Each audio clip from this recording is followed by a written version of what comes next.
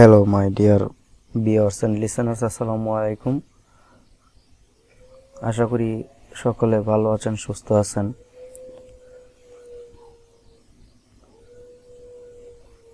আপনাদের সুবিধার্থে আমি গত পর্বে ফটোশপ দিয়ে কিভাবে পাসপোর্ট সাইজ ছবি তৈরি করতে হয় সেটা দেখিয়েছিলাম এবং কিভাবে প্রিন্ট অপশনে নিয়ে যাবেন বা প্রিন্ট উপযোগী করা যায় তাও দেখানোর চেষ্টা করেছিলাম। তো আজকের এই পর্বে আমি আপনাদেরকে দেখাবো যে কিভাবে আপনি একটা স্ট্যাম্প সাইজ ছবি তৈরি করতে পারবেন এবং সেই সাথে একটা টুলসেরও ব্যবহার আজকে আমরা দেখব। কারণ টুলসের ব্যবহারগুলো ভালোভাবে না জানতে পারলে আপনি ফটোশপ দিয়ে কোনো কাজই করতে পারবেন না, এলোমেলো মনে হবে আপনার। তো দেরি না করে কথা না বেরিয়ে চলুন আমরা আজকের পর্বে চলে যাই। আর আমি আজকে ফটোশপ সিসি 2019 দিয়ে কাজ করব। তো চলুন আমি ফটোশপটা প্রথমে ওপেন করে নিচ্ছি এবং এইভাবে ওপেন করার পর আপনি যে ছবিটা কাজ করতে চান সেই ছবিটা ওপেন করে নেবেন। আর ছবিটা ওপেন করে নেওয়ার জন্য আমাকে যা করতে হবে, কিবোর্ড থেকে Ctrl+O অথবা ফাইল অপশনে গিয়ে ওপেনে ক্লিক করতে হবে এবং আপনার যে ছবির যে লোকেশনটা আছে সেখান থেকে ছবিটা দেখিয়ে দিবেন, দিয়ে ওপেন দিয়ে দিবেন। দিলে ছবিটা ওপেন হয়ে গেল। এখন যেহেতু আমি এই ছবিটা ওপেন করলাম, আমি গত পর্বে পেন টুল দিয়ে এই ছবিটাকে কেটে একটা ডিজাইন এনে তারপরে আমি কাজ করেছিলাম। তো আজকে আমি আবার পেন টুল দিয়ে কাটাছেঁড়া করতে যাচ্ছি না, কারণ এটা একটা সময়ের দরকার, অন্ততপক্ষে 2-3 মিনিটের সময়ের দরকার। এই কথা বলা, আবার পেন টুল দিয়ে কাটা, এই সেই। আজকে আমি একটা ভিন্ন পদ্ধতিতে নিয়ে যাব। তবে তার আগে একটা কথা বলে নিই, আমাদেরকে এই ফটোশপে কাজ করার সময় আপনি যখনই কোনো নতুন একটা ইফেক্টস দিতে যাবেন বা নতুন একটা কাজ করতে যাবেন, তখন সবসময় ছবিটাকে একটা কপি করে নেবেন। অন্যথায় দেখা গেছে যে আমার কাজটা হয়নি কিন্তু এই ছবিটার উপর ইফেক্ট পড়ে যায়, সুতরাং এটা একটা খুবই ঝামেলার ব্যাপার। তো আমি এই ছবিটাকে আগে একটা ডুপ্লিকেট করে নিই। এখানে এটাকে ধরে কিবোর্ড থেকে Ctrl+J অথবা এখানে এই লেয়ারটা থেকে ধরে লেয়ারটাকে টেনে আমাকে যে কপি অপশনটা আছে এখানে ক্লিক করে ছেড়ে দিলেই চলে। এই যে একটা কপি হয়ে গেল। আমি ডাবল ক্লিক করলাম এবং এটার নাম দিচ্ছি স্ট্যাম্প আন্ডারস্কোর সাইজ। আমি নাম দিলাম স্ট্যাম্প সাইজ। এখন আমি যদি ব্যাকগ্রাউন্ডটাকে অফ করে দিই কোনো সমস্যা নেই, কারণ আমার এখানে আরেকটা লেয়ার আছে। যদি এটা অফ করে দিই, এই যে দেখেন, এই যে দেখেন। তো আমি এটাকেই কাজ করব, আর ব্যাকগ্রাউন্ডটা আমার দরকার নেই। আচ্ছা, তো এখানে কাজ করার জন্য এবার আমি আজকে এই ছবিটাকে ক্লিয়ার করার জন্য বা পিছনের ব্যাকগ্রাউন্ডটা ক্লিয়ার করার জন্য আমি যা ব্যবহার করব সেটা হচ্ছে ম্যাজিক 1 টুল। আমি ম্যাজিক 1 টুল ব্যবহার করব। আপনি ইচ্ছে করলে কুইক সিলেকশন টুল দিয়েও আপনি ব্যবহার করতে পারবেন, কোনো সমস্যা নেই। তবে আমি আজকে যদি আপনাদের সুবিধা হয় তাহলে আপনারা যেটা নিয়ে করতে ইচ্ছুক সেটাই করবেন। তবে আমি দুটো টুলের কাজই এখন আপনাদেরকে দেখিয়ে দিব। এবং সেই সাথে আপনারা একটা জিনিস খেয়াল রাখবেন, যেন যে ব্যাকগ্রাউন্ডের উপরে কাজটা করবেন আপনি বা যে কালার উপরে এই ম্যাজিক 1 টুল বা কুইক সিলেকশন টুল দিয়ে কাজ করবেন সেটার কালারটা যেন একটু সেম থাকে। অন্যথায় আপনি একটু বাধা বিঘ্নতার মধ্যে পড়ে যাবেন, আপনার কাজটা করতে খুবই অসুবিধা হবে। এক কথায় খুবই সমস্যার সৃষ্টি হবে এই কাজটা করতে। তো দেরি না করে চলুন শুরু করা যাক। আমি প্রথমে কুইক সিলেকশন টুলটা নিচ্ছি। সিলেকশন টুল থেকে কুইক সিলেকশন টুলটা আমি নিয়ে গেলাম। নিয়ে যাওয়ার পর আমি এখানে ক্লিক করছি। আপনি ড্র্যাগ করবেন ধীরে ধীরে, এত বেশি না, বেশি ড্র্যাগ করলে জায়গাটা ধরে নেবে। হ্যাঁ, এরকম ভাবে ধীরে ধীরে ড্র্যাগ করবেন, উপরের দিকে আস্তে আস্তে নিয়ে যান, আস্তে আস্তে। এই যে দেখেন সিলেক্ট হয়ে গেল। এই যে দেখেন আমার পিছনের কালারটা মোটামুটি ভাবে এক থাকার কারণে আমার সিলেক্ট করতে সুবিধা হয়েছে। এখন যদি আমি কিবোর্ড থেকে অল্ট ব্যাকস্পেস অথবা ডিলিট চাপি তাহলে আমার ব্যাকগ্রাউন্ডটা ডিলিট হয়ে গেল। এবং যদি আমি অল্ট ব্যাকস্পেস চাপি তাহলে আমার ব্যাকগ্রাউন্ড কালারটা যা ছিল সেটা আসলো। আসলে একটা এখানে দুইটা কালার থাকে, একটা হচ্ছে ফরগ্রাউন্ড, একটা হচ্ছে ব্যাকগ্রাউন্ড। তো আমি সবাইকে একটা কথা বলি যে আসলে কোনটা ফরগ্রাউন্ড কোনটা ব্যাকগ্রাউন্ড এটা আমার মনে রাখার কোনো প্রয়োজন নেই আপাতত নতুনদের জন্য কোনটা ফরগ্রাউন্ড কোনটা ব্যাকগ্রাউন্ড কালার এটা মনে রাখা প্রয়োজন নেই। যেহেতু আমি অল্ট ব্যাকস্পেস দিলে এই কালারটা আসছে, কন্ট্রোল ব্যাকস্পেস দিলে অন্য কালারটা আসছে, তাহলে আমার মনে রাখা কি প্রয়োজন? আমি কালার চেঞ্জ করব, অল্ট ব্যাকস্পেস দিব বা কন্ট্রোল ব্যাকস্পেস দিব, কালার হয়ে যাবে। ওকে, তাহলে আমি দেখালাম আপনাকে যে এটা হচ্ছে আমার আজকে ছবির যে কুইক সিলেকশন টুল দিয়ে কিভাবে কাজ করতে হয়। দেখেন, পেন টুল দিয়ে যেভাবে স্মুথলি কাজ করেছিলাম, এই সিলেকশন টুল দিয়ে কিন্তু সেভাবে স্মুথলি কাজ হয়নি।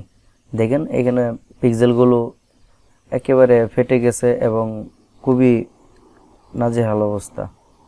এটা হচ্ছে আমার কুইক সিলেকশন টুল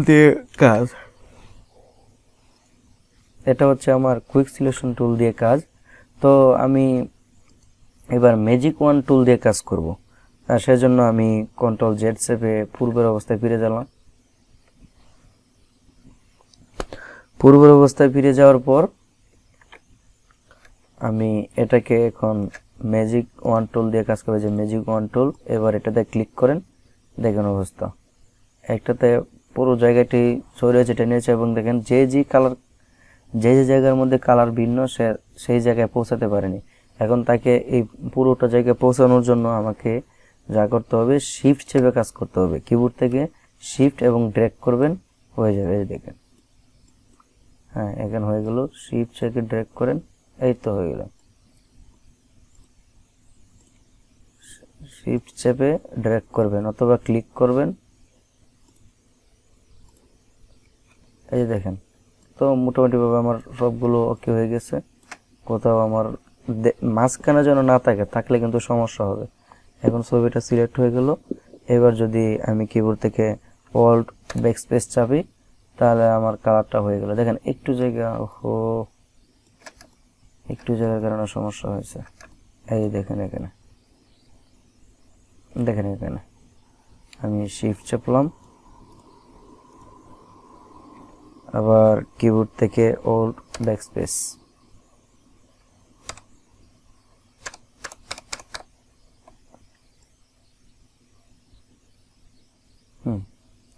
তাহলে মোটামুটিভাবে আমার কালারগুলো পিছনের ব্যাকগ্রাউন্ড সিলেক্ট হয়েছে। আমি কিবোর্ড থেকে কন্ট্রোল ডি চাপলাম, তাহলে এটা আমার হয়ে গেল কালারটা। এবার যেহেতু এটাকে আমি স্ট্যাম্প সাইজ বানাবো, সুতরাং আমি বলেছি যে নতুন একটা, এখন আমি ব্যাকগ্রাউন্ড ক্লিন করলাম, এখন যেহেতু স্ট্যাম্প সাইজ বানাতে যাবো তখন নতুন একটা এফেক্ট দিতে হবে। এই জন্য আমি এটাকে ড্র্যাগ করে আবার কপি করে নিব। ওকে, এটা আমি ডাবল ক্লিক করে এটার নাম দিচ্ছি স্ট্যাম্প সাইজ আন্ডারস্কোর ফাইনাল। আমি যেহেতু এটাকে ফাইনাল করতে যাচ্ছি, এই জন্য আমি এটা ফাইনাল দিয়ে রাখলাম। এখন আমি এটাকে স্ট্যাম্প সাইজ বানাবো। আমি এটাকেও অফ করে দিচ্ছি, স্ট্যাম্প সাইজ বানাবো। তো স্ট্যাম্প সাইজ বানানোর জন্য আমাকে প্রথমে যে কাজটা করতে হবে সেটা হচ্ছে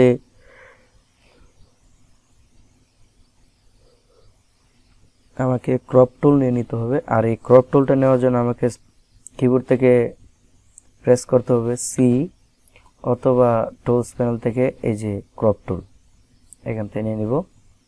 নিয়ে যাওয়ার পর আমার এই ক্রপ টুলের যে মেজারমেন্টটা আমরা দিব সেটা হচ্ছে এখান থেকে আমাকে WH রেজুলেশন এটা সিলেক্ট করে নিতে হবে এবং কিবোর্ড থেকে আমার যে ওয়াইডটা আমাকে দিতে হবে 0.8 ইঞ্চিস। ট্যাব প্রেস করে পরের ঘরে যাব, পরের ঘরটা আমাকে দিতে হবে 1 ইঞ্চিস এবং রেজুলেশন আমি 300 রাখবো। রাখার পরে কিবোর্ড থেকে একটা এন্টার চাপ দিলে আমার ফরম্যাটটা রেডি হবে।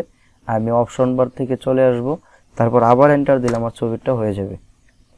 এই হলো গিয়ে আমার ফাইনাল ছবিটা। এটা স্ট্যাম্প সাইজ হয়ে গেল। এখন এটাকে প্রিন্টের জন্য প্রস্তুত করতে হবে। তো প্রিন্টের জন্য প্রস্তুত করতে হলে আমাকে প্রথমে যে কাজটা করতে হবে, কিবোর্ড থেকে কন্ট্রোল N অথবা ফাইল, নিউ। এখান থেকে আমি প্রিন্ট অপশনের জন্য যে কাজটা করব, একটা A4 সাইজ পেপার নিব এবং এটাকে মেজারমেন্টটাকে ইঞ্চিতে নিব, রেজুলেশন 300 থাকবে। আর এটার নাম দিয়ে দিলাম আমি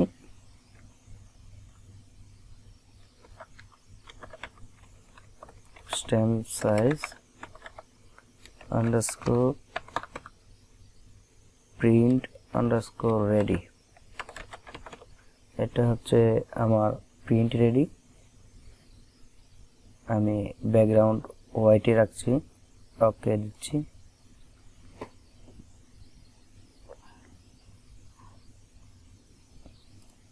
এবার আমি আমার এই ছবি থেকে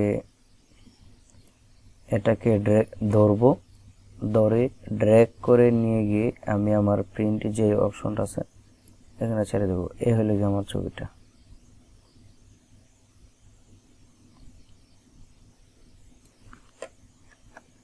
দেখেন,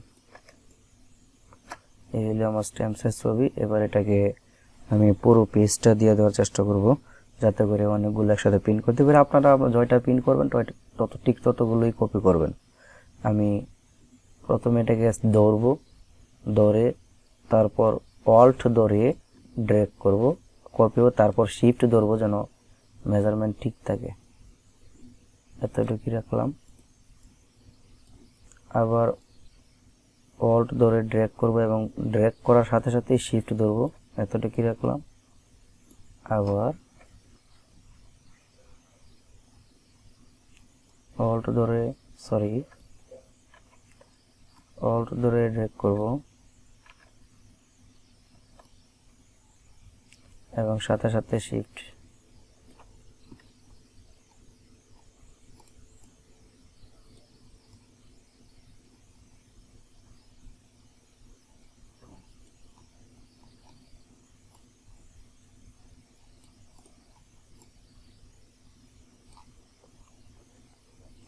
অল্ট ধরে ড্র্যাগ এবং শিফট।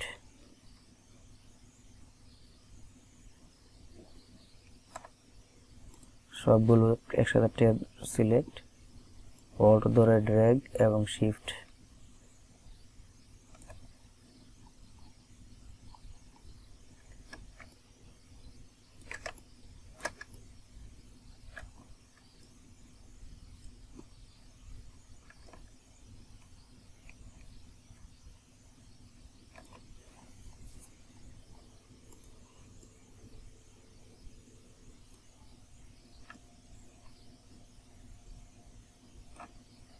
এই হলো আমার স্টেম সাইজের ছবি।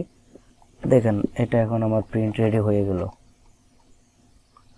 তো আশা করি আমার প্রিয় ভিউয়ার্স এবং লিসনার্সরা আপনারা বুঝতে পেরেছেন আজকের টিউটোরিয়ালটা। যদি ভালো লাগে তাহলে আমার চ্যানেলটা সাবস্ক্রাইব করে রাখুন এবং ভিডিওগুলো লাইক, শেয়ার, কমেন্টস করুন। আর আপনার মতামত জানান। যদি আপনার কোনো কিছু জানার ইচ্ছা থাকে যে আপনি এই জিনিসটা পারেন না, বুঝেন না, আমার কমেন্টস বক্সে কমেন্টস করেন। আমি চেষ্টা করব আপনাদেরকে সঠিক উত্তরটা দেওয়ার জন্য। তো আজকের জন্য এই পর্যন্তই। ভালো থাকবেন, সুস্থ থাকবেন, আর পরবর্তী টিউটোরিয়ালের জন্য অপেক্ষা করেন। ধন্যবাদ সকলকে। আসসালামু আলাইকুম।